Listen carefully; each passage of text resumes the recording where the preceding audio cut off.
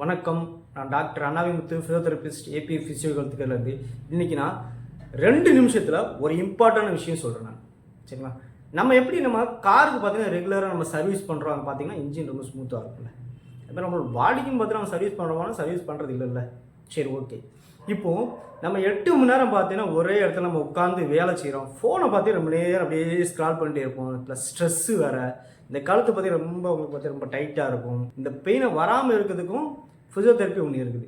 அது என்ன அப்படி பார்த்தீங்கன்னா டெய்லி பார்த்தீங்கன்னா சின்ன சின்ன stretches, correct sitting position, walking habit, இது தாங்க ப்ரிவென்ஷன் ஆஃப் ஃபிசியோதெரப்பி.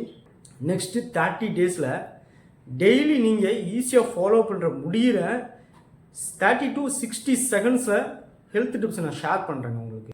இன்னும் ஃபாலோ பண்ணிக்கோங்க. நெக்ஸ்ட் டிப்ஸை மிஸ் பண்ணாதீங்க.